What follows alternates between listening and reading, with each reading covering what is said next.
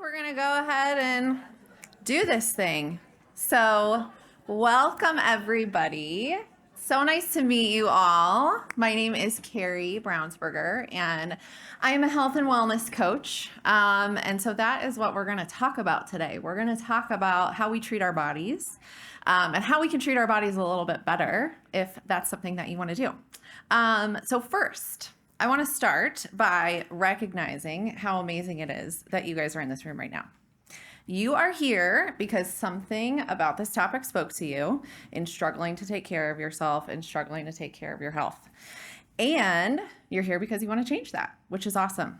You want to be a more clear-headed professional, a more present partner or friend or parent.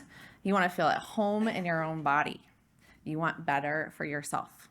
So, in the spirit of that, I want you all to raise your right hand. I want you to take it and place it on your back. And I want you to give yourself a pat on the back. Cheesy, I know, but it takes a lot to show up for yourself, all right? So I want to just start it off with that tone of celebration. I also want to call out that this is always the most fun and impactful when this is an interactive conversation, right? So I want to hear from you guys. But along with that comes some ground rules that this is a safe space. This is a judgment-free zone, okay? Talking about how we treat ourselves and our bodies can be highly personal and emotionally charged. So by being here, you're agreeing to lead with compassion, not just for each other, but for yourself, which is probably the harder thing to do, right? And we're gonna talk more about that. So let's get into it. First, I think it's really helpful to just start by highlighting that you are not alone in this desire and this challenge to take better care of yourselves. So these are just some of the data points that highlight how big of a problem this is for women. 80% of women say that doing something for themselves would make them feel relaxed and refreshed. 89% of women say they describe a woman who takes time to care for herself as a woman with self-esteem who knows it's important to care for herself. Yet, even though we know this, even though we know it's going to make ourselves feel better, even though we know that, this is what a woman with high self-esteem does, only a third of women spend 30 minutes or less a day doing something for themselves. Compare that to 76% of women who spend 10 hours a day caring for others, okay? So most of us are spending 30 minutes or less a day on ourselves and 10 hours a day or more on others. And maybe the most concerning stat of all of this is that 1 in 5 said if they took 1 hour to do something for themselves, it would make them feel selfish, guilty, anxious, unsettled. So that's quite the little lose-lose that we've set up for ourselves, right?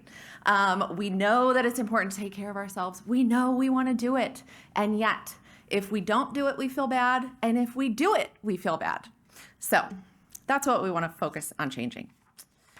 And this topic of taking care of ourselves isn't just important from the standpoint of honoring our bodies and our health, though that should be a good enough reason. But this topic is also tied to our money. So healthy people earn 28% more than unhealthy people over their lifetime. And just engaging in frequent exercise alone is associated to a 5% to 10% wage increase. These are just a couple of stats that show how if you're healthier, you're going to be wealthier. So it really pays to take care of yourself, pun intended. So why am I so passionate about this topic? I have been there. This is a photo of someone that I would call unhealthy Kari. This was taken several years ago. It was when I was working in my first career, which was in technology. I did that for 15 years. And I did all the things that I thought that I was supposed to do to be happy and successful, right? I'm climbing the corporate ladder. I'm working incredibly long days. I'm traveling all the time, going to client dinners, eating and drinking to help me deal with my chronic stress that I'm carrying around all the time. And I'm skipping my workouts whenever the latest work crisis comes up, which of course there was no shortage of those. So from the outside, maybe I seemed like I had it all together, I'm getting promoted, etc. But on the inside, I was deeply unhappy. And I felt like my body was a stranger's. And so I would do all of these, silly fad diets, trendy workouts. Raise your hand if you've done any of those things. Yes, absolutely. Do any of those things work? No, they're not sustainable for the most part. So eventually I would stop doing the thing. I would feel bad about myself. I would beat myself up. And then I would just gear myself up to do the next thing and be like, oh, that's the thing that's going to fix it. After going through that over and over again, I realized that I couldn't live that life anymore. And I had to really fix this sustainably and maintainably for myself once and for all. So I started educating myself. I learned how to really listen to my body and honor it rather than punishing it. I lost 30 pounds and I decided that I wanted to make this my life's work and purpose to help other women find their way back to their bodies too. So believe me when I say I have been there, I understand, and change is possible. So let's get into it. We're going to start by just getting to know ourselves a little better. So you all have a little handout in front of you, and I'm going to walk you through this little assessment. So there are no right or wrong answers on this assessment, okay? This is simply about building awareness of where you might want to focus on changing and what you might already be doing well, because we often don't think about that either.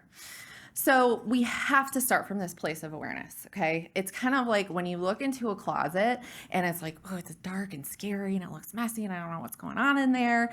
And then you flick on the light and you're like, oh, that's just a broom in the corner. I can deal with it. Awareness is the same thing. Awareness is flicking on the light on yourself and your habits so that you know what you're dealing with, okay?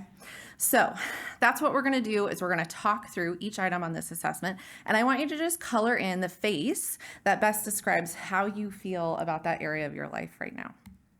So I bucket habits into kind of 3 buckets: habits of thinking, habits of consumption, and habits of movement. So we're going to start with these habits of thinking. So self-compassion. Do you embrace yourself and your imperfections, especially during moments of suffering? Resilience. Do you meet challenges and failures as opportunities to learn rather than problems to be avoided? Preparation and planning. Do you make time for healthy behaviors and take small actions to move in the direction of your goals? Growth mindset. Do you believe that you can get better at anything if you put your mind to it? And emotional regulation. Do you regulate your emotions in a way that serves you rather than self-soothing with food, alcohol, shopping, devices, etc.? Okay. Now let's shift and talk about habits of consumption. Energy intake. Do you eat enough food for your body's needs and goals? Do you even know what enough food is for you? Adequate nutrients. Do you manage the balance of foods on your plate to get adequate amounts of macro and micronutrients? Food quality. Do you eat minimally processed whole foods most of the time? Bless you. Body cues. Do you recognize your body's natural hunger and fullness cues, and do you take action based on those cues? And regulating eating behaviors. Do you eat slowly and mindfully without a lot of distractions? Do you have eating routines? All right, and finally, we're going to talk about habits of movement and recovery. So, movement frequency. Do you move often? Movement quality. Do you move well? Physical recovery. Do you effectively repair and rebuild after physical stressors? Mental recovery. Do you effectively repair and rebuild after daily life stressors? Do you practice proactive stress management techniques? And if you're like, what's a proactive stress management technique? That's a good sign that that's an area maybe to look at. We're going to talk about that. Don't worry. And sleep. Do you get enough quality sleep? All right. So I want to just pause here. I want to hear what you learned about yourself I've got a handy dandy little mic. I can walk around, but I want to hear, what did you learn just from doing this exercise? Did you learn maybe something is going well that you never really thought about? And you're like, oh yeah, I can feel pretty good about that. Did you learn about an area that's really challenging for you? Was there anything that surprised you? What did you guys learn about yourselves by doing this?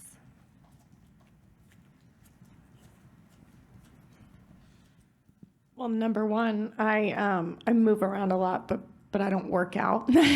But I also wanted to say the adequate nutrients and food quality. I focus a lot on food quality, but I don't know if I'm getting enough of those nutrients. Okay. Great. We're going to talk about that. Thanks for sharing. What other brave souls do I have in here?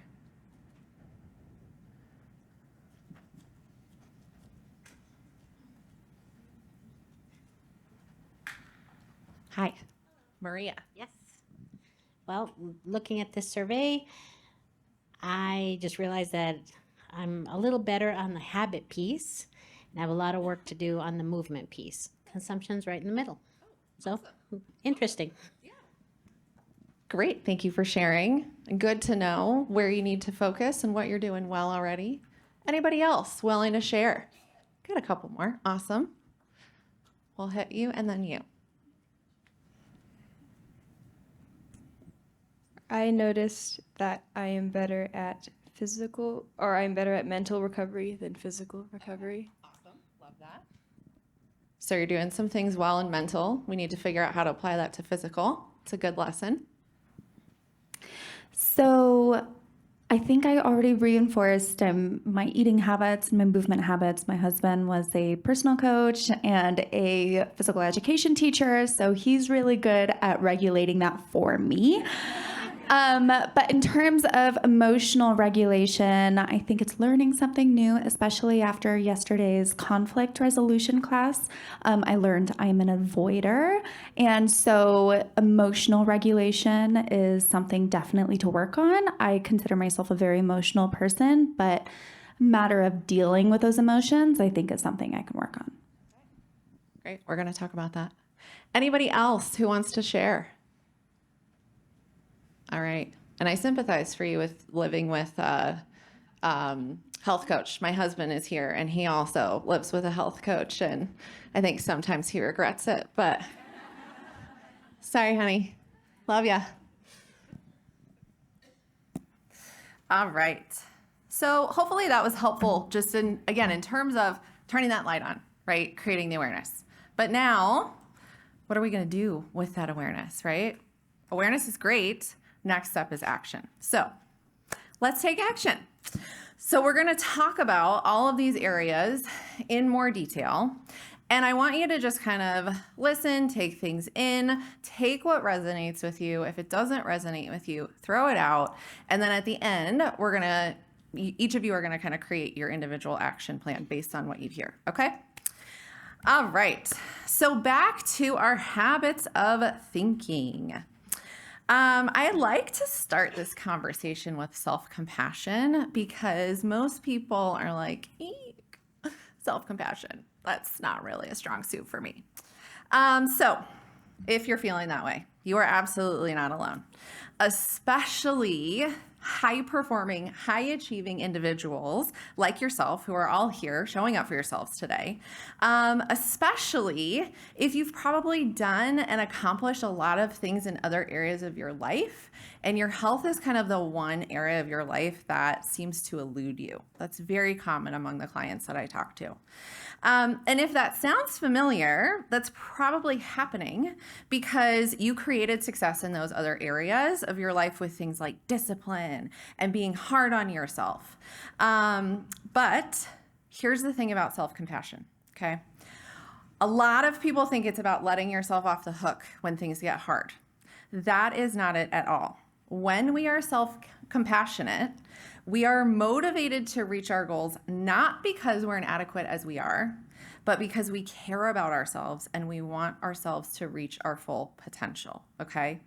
It's about creating the safety that we need to acknowledge and admit the areas that you want to improve. Okay. And that's where real change starts to come from, is that safe place. So you're not judging your choices, but you do understand that your choices have consequences, right? And if you don't like those consequences, you have an opportunity to choose differently next time. And this is a much more productive place to make change from, especially again with your health, which can be so personal and emotionally charged.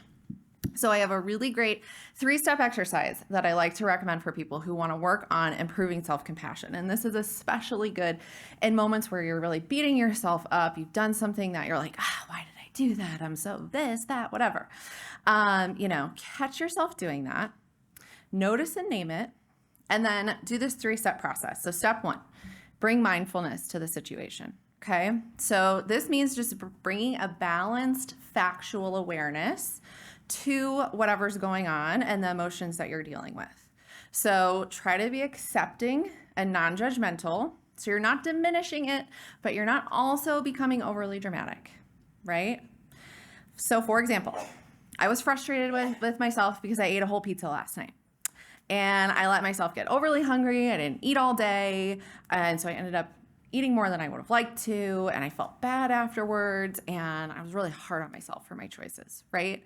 So we're noticing, we're naming, we're not making it overly dramatic, like, oh my gosh, I can't ever eat anything again because I ate a whole pizza. You're also not diminishing it and saying like, oh, it's fine, I'll just do better next time. You're just creating an honest place where you can, address it. So step 2, practice common humanity. So this means identifying the ways in which your situation was part of being human, which means, I hate to break it to you all, means being imperfect. None of us are perfect, though we probably try very hard to be. And this is important because it honors the unavoidable fact that life entails suffering for everyone without exception. Okay? Things aren't different for you. You aren't supposed to be better at this than others. This is really about connecting your pain to part of the human experience. And bringing that common humanity into the situation turns that moment of suffering into a moment of connection with others, which is really, really beautiful. So in this pizza example, everyone has made a food choice that they haven't been proud of before. I'm sure many people have been in a similar situation to what I'm facing right now, right? So we're connecting it to, yeah, I'm probably not the only person who's ever done this, right? Step 3, practice self-kindness. This is going to be probably the hardest part. But I want you to write yourself some kind, understanding words as you would to a good friend, or maybe imagine a warm parent or a supportive coach talking to you, whatever resonates with you. Let yourself know that you care about your happiness and well-being. Use a gentle, reassuring tone. And again, this doesn't mean that you're making excuses or you're letting yourself off easy. You're just understanding the consequences of your decisions, okay? So in this same pizza example, it's okay. You messed up, but it's not the end of the world. I understand how frustrated you are about your choices. Maybe you can try to be extra mindful of the rest of your food choices this week, right? So we're step 1, bringing mindfulness, addressing it. Step 2, connecting it to the common experience of being a human. And step 3, practicing self-kindness. All right, so those are my tips for self-compassion. Let's talk about resilience. So resilience is actually a muscle that we can grow and improve with some mindset shifts. So if you want to improve your resilience, you can start thinking about processes and behaviors that you're taking versus results or outcomes, okay? Because results and outcomes, as much as we try, we cannot 100% control that. Like, you all came into this room today and you might think you have 100% control over that, but what if your car broke down on the way here? Or, what if you had a kid who was sick this morning or whatever, right? There's few things that we have 100% control over except for our actions and our decisions. So that's really what resilience is about focusing on those areas where you have that control, which is your process and your behavior versus the results or versus the outcomes. And one thing I like to, it's kind of a mantra I like if you're focusing on building resilience in a specific area, think about this mantra of just one more rep, right? So just one more of whatever the thing is that you're trying to do, because taking action creates more action. So it's a great way to get unstuck. And by making it smaller, just one more makes it small enough for your brain to be like, okay, yeah, I think I can handle that. So that's resilience. Preparation and planning. Okay, this sounds very obvious, but I cannot tell you how many of my clients struggle here. So when we meet and they're like, yeah, I didn't really do the thing that we said that I was going to do this week. And we, peel back the onion about why. And it almost always comes back to preparation. Okay. But this makes sense because we can't do a behavior unless we've set ourselves up to do the behavior. Okay. I'm going to say that again. You can't do a behavior unless you've set yourself up to do it, right? So sounds very obvious, but it's an area that most of us kind of undermine because it sounds so obvious, and then we don't do a great job at it, and then we're not doing the things that we really want to do. So you can set yourself up by having a process or a ritual. So if you want to have your meals prepped every week, as an example, decide what your process is going to be and just try to make it enjoyable. Like, I think we forget that sometimes, life can be fun and these things can be fun. So, if you want to meal prep every week, like turn on your favorite show or some music while you're doing it, light a special candle, like make it enjoyable, and then just make it part of your normal behaviors, right? Take the drama out of wondering, how am I going to get this done this week, by just deciding this is the process and this is what I do. The other thing that I notice a lot with planning is that we often plan as if we are our most best, amazing, perfect scenario, superwoman versions of ourselves. Is anybody else guilty of this? Is this just me? Yes. Okay. Right. So we're looking ahead at the week. We're like, oh, this is exactly how I'm going to use every single minute. And inevitably, that's like perfect scenario, not real life scenario, right? We don't anticipate the obstacles that are going to come up. And this is so important.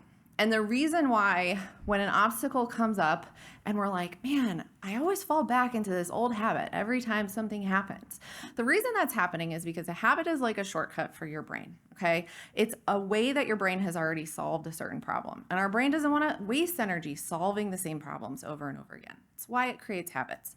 So when you're anticipating, and you can say, okay, I know, every Tuesday I have this, really long meeting at work, and then I'm rushing home to, get, Johnny to soccer and Sally to piano or whatever it is. And inevitably, dinner is a shit show that night, right? Know that that's going to happen. You can anticipate that. And you can say, okay, so what's a place that I could drive through that has decently healthy options for me and for Johnny and Sarah or whatever, so that I can just plan for it, right? So that way you're not falling back into the old habit of, whatever you're doing that you don't want to do anymore. Your brain has already pre-solved the problem. So when the moment comes, your brain's like, oh, I know what to do. Okay, so anticipating obstacles is so, so, so important. What else do we have on here? Oh, so this is one of my favorite tips, and you're going to see this in a lot. Take a 5-minute action. And I think we get into this mindset that planning and preparing needs to be this like hours-long process. Every Sunday, I've got all my meal containers and whatever, and this is what I see on Instagram, and I need to build like the salads in the mason jar and da-da-da. And it's like, oh yeah, I'm totally gonna do that. Like, if you want to do that, amazing, do it, great. If you don't want to do it, it does not have to look that way. So think about, how can I make this smaller? How can I take a 5-minute action every night before I go to bed to do something to set myself up for meals the next day, or for my workout, or for whatever the thing is that you're trying to get into the habit of doing? Make it small, make it easy on yourself. It doesn't have to be the Instagram version, right? And again, taking action begets more action. So we tend to undermine, oh, it's just 5 minutes, that's not going to do anything, but it actually helps to propel you forward. So take a 5-minute action. All right. Growth mindset. So a lot of you are probably familiar with this concept of a growth mindset, but if you're not, it's essentially this idea that we can get better at anything by believing we can get better at anything, okay? And there are all kinds of stats that demonstrate how people with a growth mindset achieve all of these things that they wouldn't have achieved otherwise just by believing that they could get better at these things. So it's really foundational to creating change in any area of our life. And growth mindsets are actually domain specific. So you could have a growth mindset about one area of your life. You're like, yeah, my career, I'm totally rocking it. And then you can have a fixed mindset in another area of your life where you're like, yeah, this is just never going to happen for me. This is not going to work. So if you have felt stuck somewhere in your life, for example, your health, that's why you're here today maybe, I want you to try this technique that can kind of help to start foster a growth mindset, and it's called LIFT, okay? So the L stands for listen.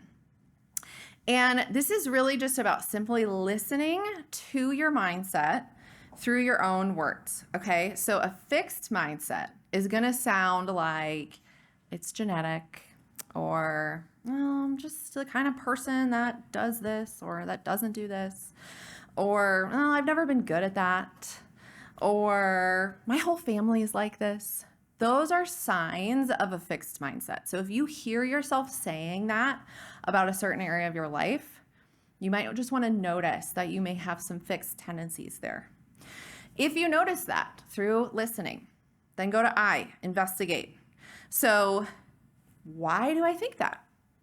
Basically, you're searching for evidence and exploring where this idea is coming from, right? You're getting curious with it.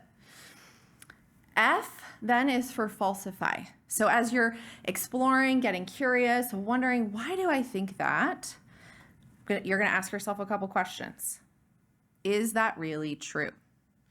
And if you have a really fixed mindset somewhere, your brain's probably going to say, yep, that's true. Definitely true. So I want you to go a step further. How do I know it's true?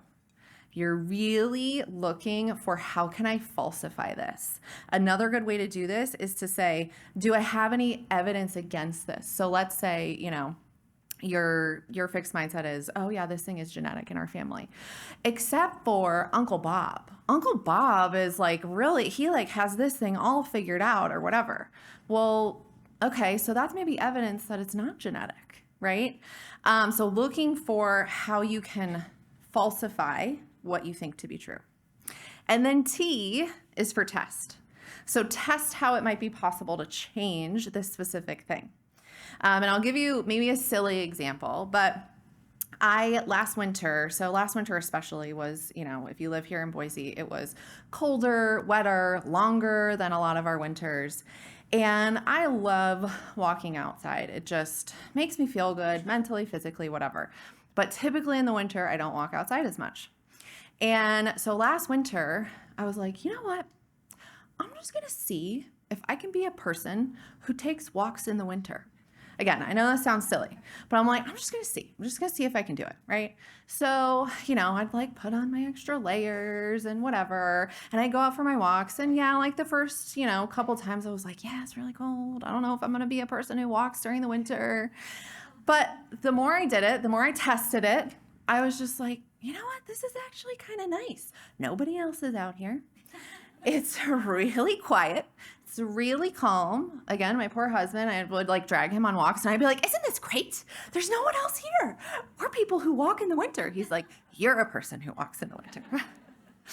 But again, silly example, but it's just, this is how we start to change our behavior, is just by kind of experimenting, dipping our toes in and being like, well, why can't I be a person who walks in the winter? If I put on enough layers, yeah, I can. There are people who live in igloos. Of course I can, right?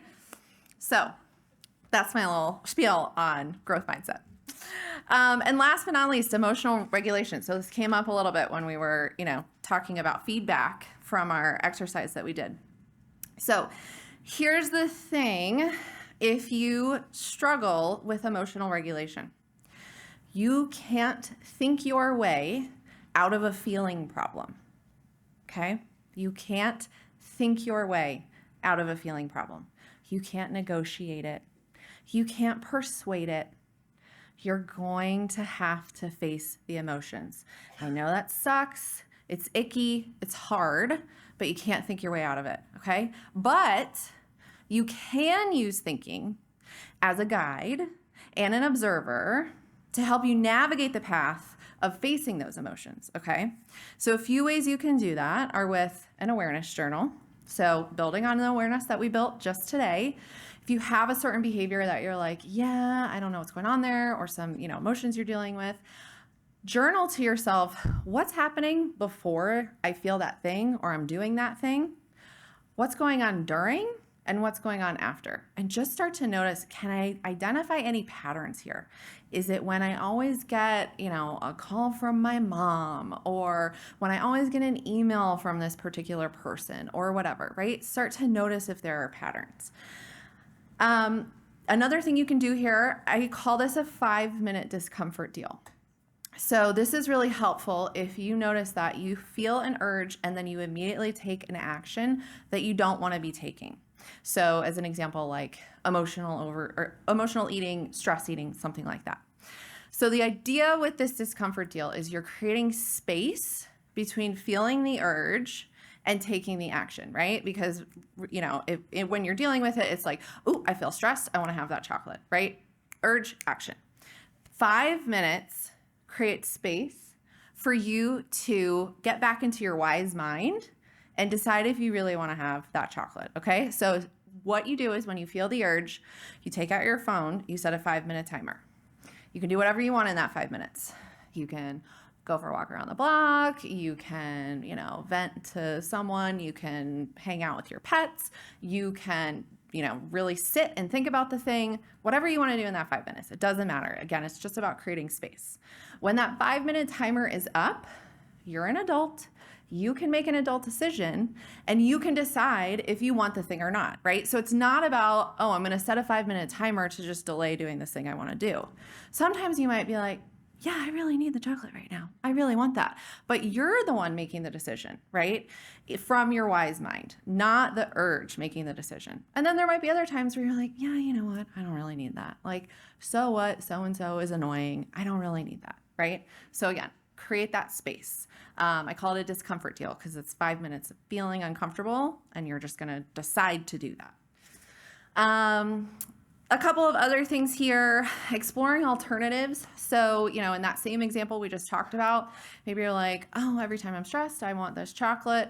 Are there other things that might serve you better that every time I'm stressed, I have X or I do X? Every time I'm stressed, I go for a walk around the block and then I have the chocolate. Or every time I'm stressed, whatever it is, start to think about alternatives that might serve you and help support you better.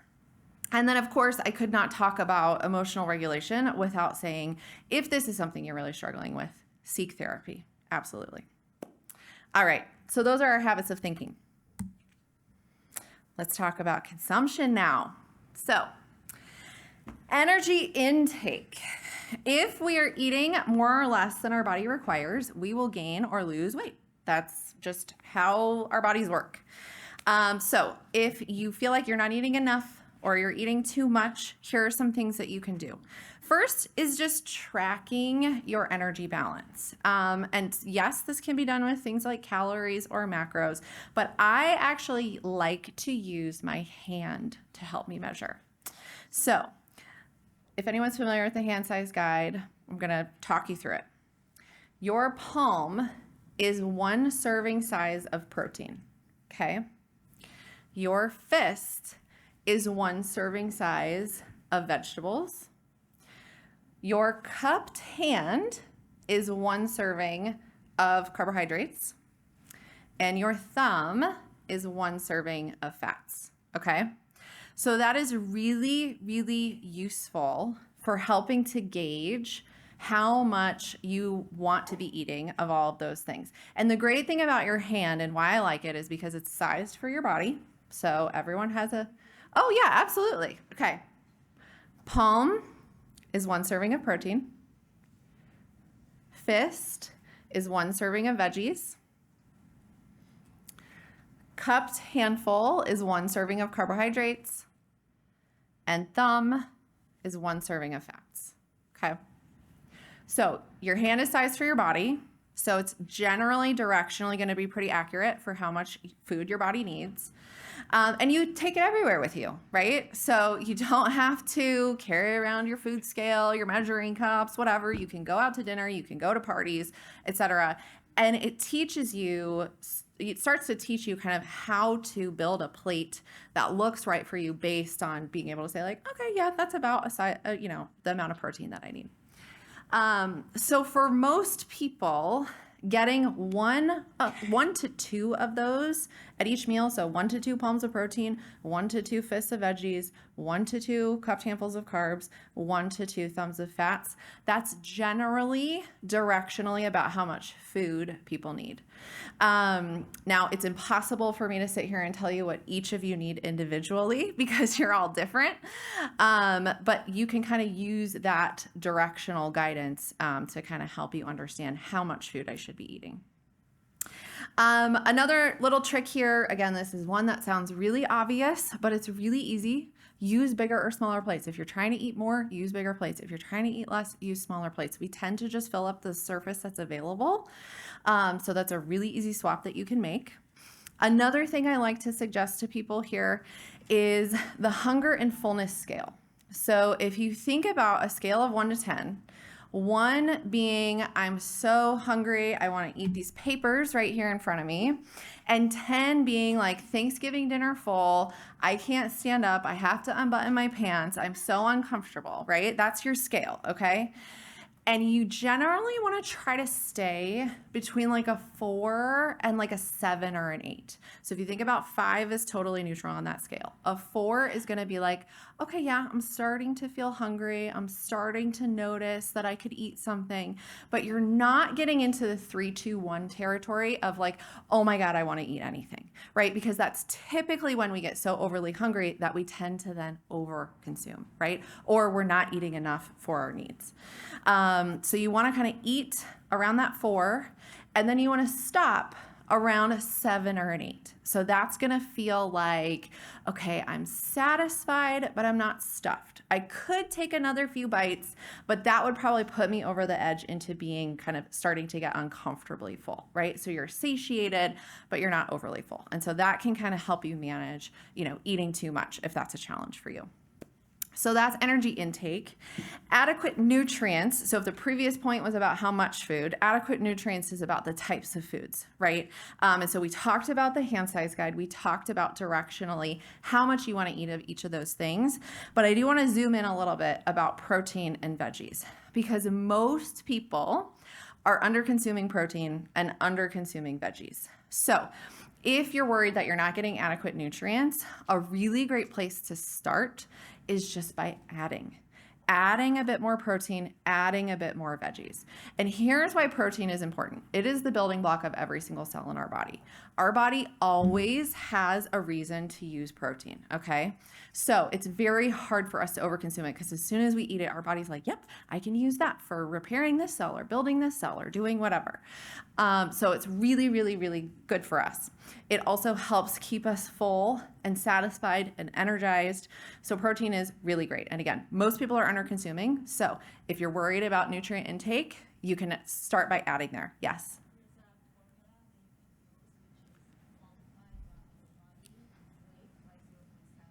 Yep. Yeah, the only thing I would say about that is that is the minimum recommendation by the FDA. Minimums are not for our optimal way of living, right? Right. Exactly. Yes. But yeah, directionally, that can be a place to start. Yeah, for sure. And then the thing about veggies, again, most people are under consuming veggies. So if you're worried about getting adequate nutrients, add more veggies. They have nutrients that we can't really get in a lot of other foods. They have fiber, they have water, they make us feel good, full of vitality. So again, we're not coming at this from a place of restriction. We're coming at a place from adding, right? And that usually can help to kind of balance out the other areas of your plate if you feel like those other areas can be problematic for you. And then the other thing I would say here is just make it easy. Like, buy the pre-chopped vegetables. For the love of God, just buy them. Seriously. I know we're all like, oh, I can just cut this up. And then you open the drawer and you have like the soggy vegetables in the back of the drawer and you're like, I never cut those up. Just buy them, right? Make it easy. You are worth it to buy the pre-chopped veggies, or buy, if hydration is your challenge, I don't know how many clients I've told to just have a water bottle at work and at home. Because they're like, well, I forgot my water bottle at work. And I'm like, buy a second one. Or use a glass. Like, you can use a glass. That's okay. Or they make those water bottles that's like, by 9 a.m., drink this. By 10 a.m., drink this. Like, buy one of those. But make it easy for yourself. There's plenty in your life that's difficult, right? All right. Body cues. So we talked about the hunger and fullness scale a little bit. This is a really good way to kind of tap into, how you're feeling, how much food you're getting. So definitely recommend that here again. The other thing I would recommend is appetite check-ins. And so this, you can basically just set a timer on your phone for about every 4 hours, and you're just going to check in where you're at on that hunger and fullness scale. Okay. And so if it's been 4 hours and you're like, yeah, I'm not really at a 4 yet, then maybe set that timer again for another 30 or 60 minutes to remind you to check in again. If it's been 4 hours and you're like, yeah, I'm starving, that's probably a sign that you're maybe not eating enough at whatever your previous meal was, right? So you can use those appetite check-ins to start to kind of guide, how much you should be eating. And then another tool I really like here is a body scan. So typically when we're eating, we are incredibly distracted, right? We've got a screen because we're working, or we're watching TV, or we've got our phone, or there's kids running around, or whatever, right? So it's really easy to just tune out our body's natural hunger and fullness cues and just be like, okay, yeah, I'm just going to eat whatever's in front of me, right? So a really good way to kind of slow this down, and don't worry, people might look at you like you're weird when you're eating with people, but just tell them I'm taking care of myself. Just do a quick mind body scan, all right? So you close your eyes and you start at the top of your head and you think about just relaxing every part of your body until you get to your toes. Okay, so you're relaxing your forehead, relaxing your jaw, relaxing your shoulders, etc. That can just help you really tune in to your body and how you're feeling and just kind of slow things down a little bit. So that's a really good tool. A few other ways that you can eat slowly. One, wine taste your food. So if there's anyone in here who likes wine, think about when you're wine tasting. You're like, oh yeah, I see the color, and like, oh, take a little sip, and oh yeah, it tastes like a tree or whatever. So do we do that with our food? No. We're just like, shoveling it in. So like, pay attention to your food. Enjoy it. Like, if you love food, great. Like, this is a great way to show that you love food. How do we treat things that we love? We spend time with them. We slow down with them. We're present with them. So think about applying that same kind of idea when you're eating. You can also set meal timers for yourself. So if eating slowly is a challenge for you, set a timer and, for 20 minutes and say, I have to take 20 minutes to eat this meal. If 20 minutes feels like a lifetime, start with 10 minutes. Start with 5 minutes if you have to, but just start slowing yourself down little by little. And that can really, really help to just, again, kind of tune into those natural cues that your body's giving you. All right. I realized that I skipped over food quality, so I'm going to talk about that real quick, and then we're going to talk about movement. So food quality. Here, we're going to talk about more and less processed foods. And people get kind of tribal when we talk about processed foods. So don't worry, I'm not going there. I'm not going to tell you can't eat your favorite things anymore. This is really about eating less processed things most of the time. And here's why this is important, okay? So when your body digests something, That's basically your body's way of processing food. That's another way that you can think about it, okay? So if you eat something that's already been processed before it comes into your body doesn't have to do a lot of work to digest it. So it's like quick in, quick out, and your body's like, okay, I'm ready for more. So that's why if you notice when you eat something processed, you may not get as full, right? Imagine how you would feel if you eat a whole potato versus how you feel if you eat potato chips, right? Like you're very full if you eat a whole potato. You can sit there and eat those potato chips all day long, right? So it's that kind of idea. So if you notice like a big spike in energy and a big dip, like that's probably a sign that you've had something that's more processed because it's just quick energy for your body and out. The other challenge with that is that you're not really getting the same bang for your buck from your foods from a nutritional standpoint, because a lot of the good stuff has probably been processed out of it. And then it's not in your body for as long. So your body doesn't have as much opportunity to actually get nutrients out of it. So you're kind of shortchanging yourself by not getting just as much plain nutritional bang for your buck with those foods. Okay. So if you want to work on this, a few things that you can do, you can think about creating your own continuum. So again, from the potato to the potato chips, that's a spectrum. There are things in the middle of that spectrum. So maybe instead of the potato chips, you do some, air fried French fries, or maybe you do some mashed potatoes, or maybe you do a baked potato, right? Like there's a spectrum, and you don't have to go straight from like, oh, I can't ever eat potato chips, I have to walk around eating a whole potato. That's not what I'm saying. You can move along that spectrum as it serves you, okay? So creating your own continuum. Generally a good rule of thumb here, if you're like, okay, what would be on that continuum? The closer something is to how it came out of the earth or how it came out of the animal, the more you can recognize what it was in its original form, the less processed it is. So that's how you can kind of think about that continuum and getting closer to that end.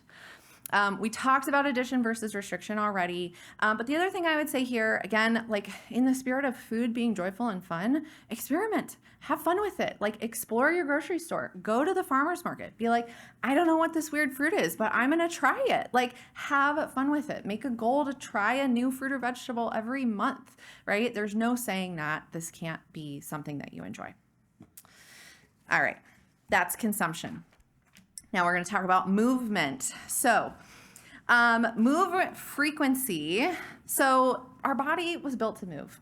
That's really all it is, plain and simple. So if you feel like moving more often is something that you would like to work on, the number one thing I always suggest is adding more daily life movement, right? And again, this goes back to some of the obvious things that you've probably heard before and dismissed because they seem so silly, like park farther away, take the stairs, do that kind of stuff. It does make a difference. It does add up. So add more daily life movement where you can. Also, make it fun. One thing that I like to do, and you might think it's weird that this is fun for me, but I call them exercise snacks. And I like to take an exercise snack some days. So I'm like, I'm going to just stand up and like, I don't know, do some stretching or do some jumping jacks or like do a plank for a little bit or whatever. Like make it fun, make it enjoyable. Again, the idea is just to get your body moving more frequently. You can also set a timer for yourself to just remind yourself to do this more regularly. So if you have an Apple Watch, it'll probably do that for you anyways. Stand up and move every hour. Don't ignore it, just do it. You can also set that timer on your own. And finally, build a team, right? So teams give you more accountability, they give you community. That's often a way of making it more fun. So maybe you want to join a gym with your friend or, make your husband go on winter walks with you or whatever the case might be, but have fun and build a team. Movement quality. So we've talked about frequency. This is really about quality, right? And so here the idea is that you want to move in ways that support your body, that make you feel good, that minimize your chance for injury, okay? So focusing on form first. There are so many resources on YouTube. If you're like, I don't know how to do this certain movement, just look it up. There are so many resources. But I coach fitness classes. And in my classes, I always tell people, I don't want you to do this fast. I want you to focus on the form. That is so much more important. And I see people like grinding through these workouts and they're doing like, bicep curls like this. And I'm like, that's doing nothing for you. I'm sorry to tell you. So focus on your form first. Practice mobility. So our bodies were not only meant to be strong, they were meant to move. They were meant to be mobile.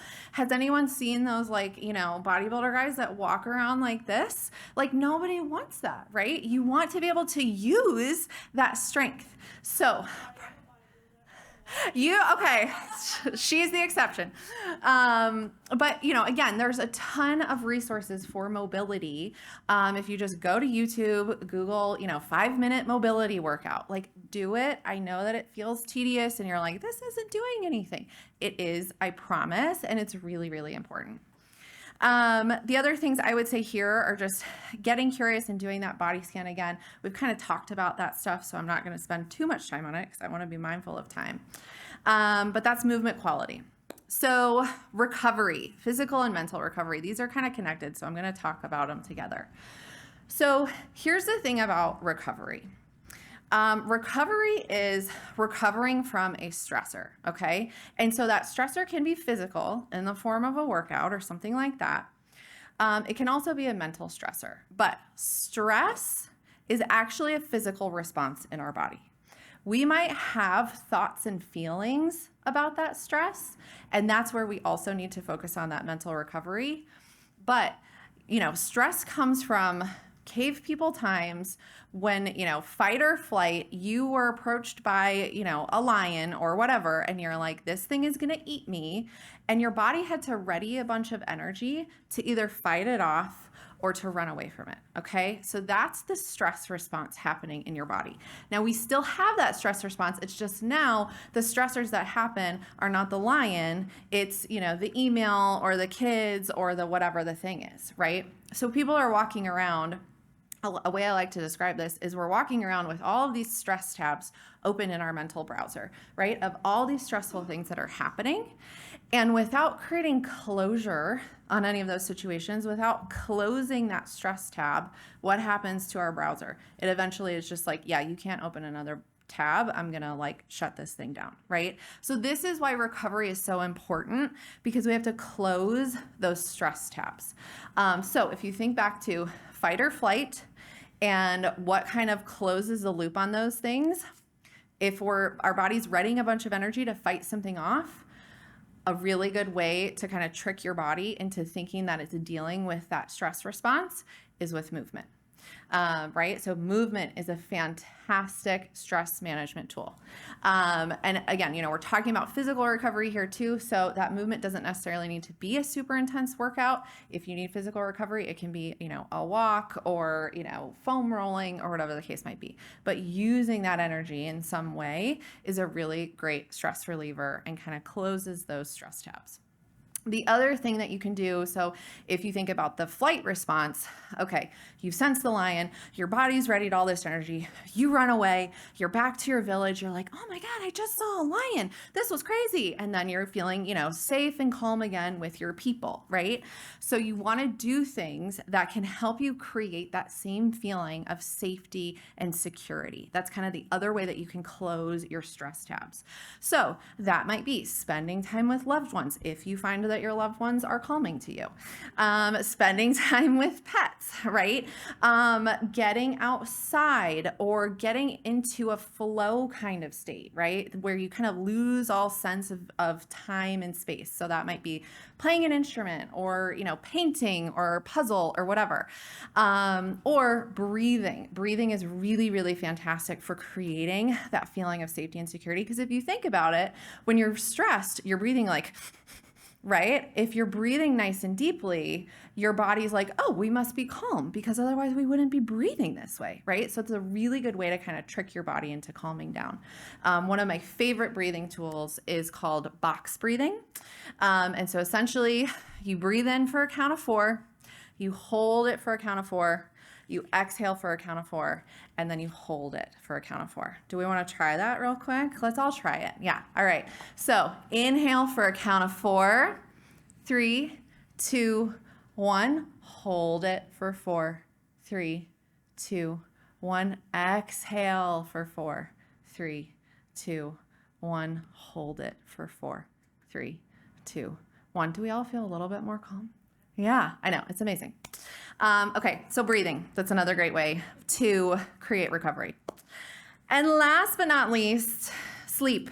Sleep is the foundation of pretty much everything we've talked about. We could do a whole session on sleep. We could do a whole session on a lot of these topics. But the one thing that I really want you to take away when it comes to sleep is, again, creating awareness. So if you're like, I don't know if my sleep is that great, keep a journal and notice, what do you do on days where you sleep better? What do you do on days where you sleep worse? Is it related to something you're eating, something you're drinking, some sort of interaction you're having? Is it related to movement? Whatever. But just start to notice what helps you sleep better. You can also create a sleep ritual. So the same way that we can't, just wake up and we're like, oh, I'm ready to go. Like, feet hit the ground and I'm going. Same thing happens when we get in bed, right? We have to give our bodies time to wind down.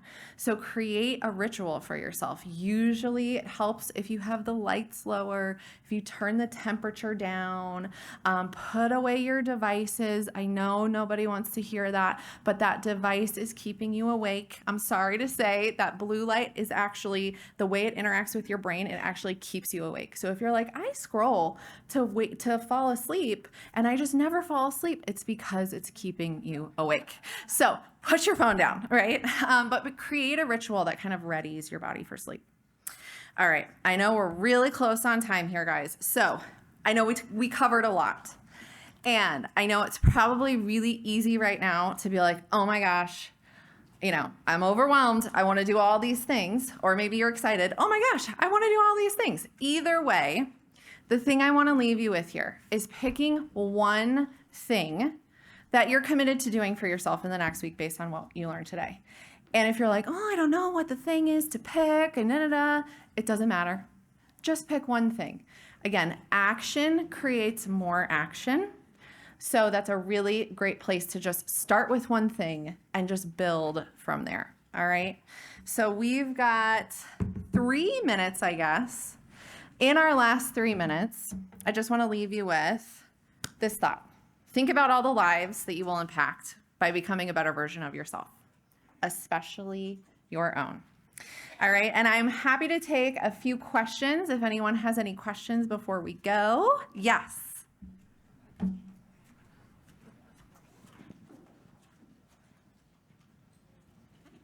Hi, my name's Marcy. And seeing as how we're mostly female in here, what are your suggestions for the hot flashes at night for sleep? Sadly, because that is hormonal, I would say talk to your doctor. That is going to be the best course of action for you. So all the things we talked about are going to help support hormonal health. But if that's something that's happening consistently, talk to your doctor. Any other questions from anybody before we go? All right. Well, I want to hear how it goes. I want to hear how your one thing that you're committing to goes. So scan this QR code. It's also on your handout. That'll take you to my website. You can reach out to me and set up time to meet with me. I'm actually offering a complimentary wellness consultation to everyone who's been at this conference.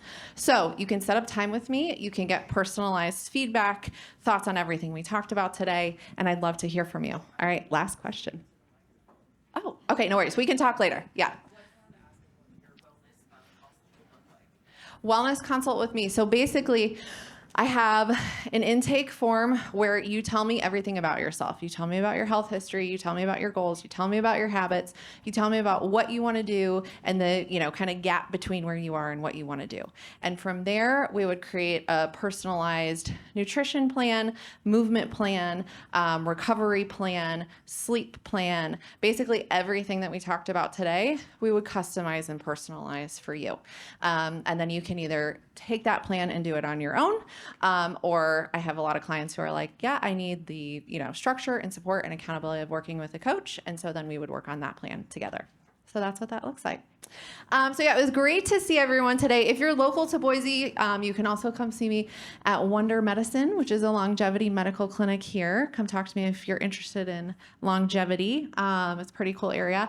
Or you can come work out with me at Pivot, which is a fitness studio here locally. So would love to see you guys at either of those places, or again, reach out to me on my website.